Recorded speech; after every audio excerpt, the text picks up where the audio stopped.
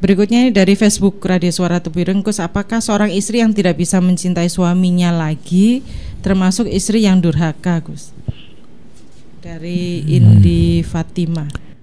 Istri yang tidak lagi bisa mencintai suaminya.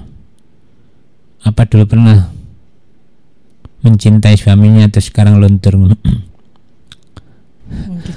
Rasa cinta itu kan pergi dan datang, datang dan pergi. Ya.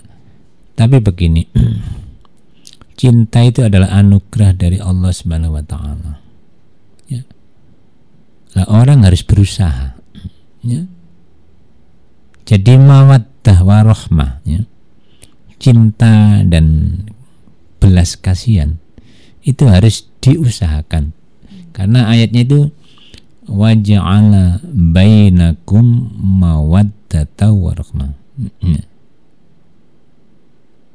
Jadi ja'ala itu bukan mutlak Allah menciptakan, tetapi menjadikan. Berarti sudah ada, tapi kita ada usaha untuk merubah, ya. Memupuk rasa cinta itu. Waja'ala bainakum mawaddah. Allah menjadikan di antara kalian, ya, mawaddah, rasa cinta, warahmah dan belas kasihan. Biasanya kalau sudah tua tinggal belas kasihannya, ya. Podo welas sing lanang welas nang sing wedok. Jadi kita harus berusaha tetap. Jadi istri harus berusaha mencintai suaminya. Lah sebabnya cintanya luntur ini karena apa? Kan banyak faktor, ya. Yang salah suaminya atau yang salah istrinya. Tapi tetap sebagai istri harus berusaha mencintai suaminya. Suami juga sama, harus berusaha mencintai istrinya. Kalau nggak ada kejelekan, saya kira pasti tetap cinta pada suami, tetap cinta pada istri. Biasanya cinta luntur itu karena ada masalah dalam keluarga. Berarti yang harus diselesaikan adalah masalah tersebut. Jadi cinta itu memang nggak bisa dipaksakan, tapi kan kita harus berusaha, memupuk itu dengan komunikasi yang baik. Karena orang hilang rasa cintanya kepada suami itu banyak faktor. Ada karena suaminya jelek, atau ada karena gangguan apa ya? Gangguan yang sifatnya non medis. Bahasanya itu kena sihir lah. Kena sihir itu juga bisa. Jadi memang disantet atau diganggu orang lewat gaib gitu, ya. Namanya sihir atau itu bisa memisahkan suami istri, bukan sekedar menghilangkan rasa cinta, bahkan bisa, itu sudah diterangkan dalam Al-Quran. Dalam zaman Nabi Sulaiman tuh bisa nyantet seperti itu, menyihir,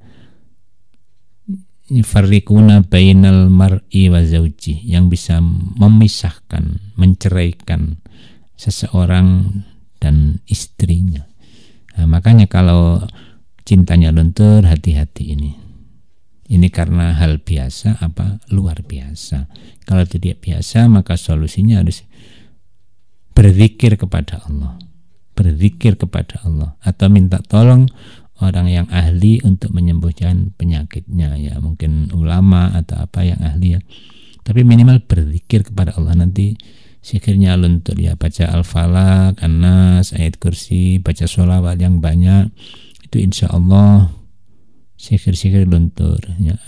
Atau baca la haula wala quwwata illa billahil aliyil azim sama astaghfirullahaladzim, istighfar, ya, habis sholat subuh, itu insya Allah juga luntur. Kalau menurut hadis itu disuruh membaca Al-Baqarah sama An-Nisa, panjang ini. Ya, tapi kalau yang paling pendek, ya, Al-Falaq, An-Nas, Qul huwallahu, Al-Falaq, An-Nas, sholawat. Kayak Nabi itu kan menurut di tafsir Jalalain atau tafsir apa saja termasuk Ibnu Katsir itu kan diterangkan Nabi itu pernah disihir oleh Labid. Jadi ceritanya bodolan atau rontokan rambut Nabi itu dicuri, nggak mau gimana, terus diikat di jungkas atau sisir itu, kemudian ditanam di sumur tua. Nabi menjadi ragu. Setelah itu Allah menurunkan surat Al-Falaq, An-Nas yang jumlahnya 11-nya. 11 ayat. Jadi Al-Falaq itu 5, An-Nas itu 6.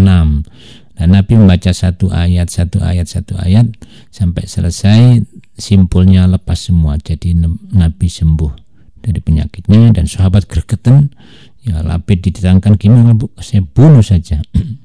Nabi, lo saya sudah sembuh, mau apa lagi, urusan penyakit sudah sembuh. Ya, jadi Nabi itu memaafkan. Itu Al-Falaq dan An-Nas. Jadi kalau ada seperti itu, banyak membaca Al-Falaq, An-Nas, kalau bisa sih sebelum sakit, sebelum kena.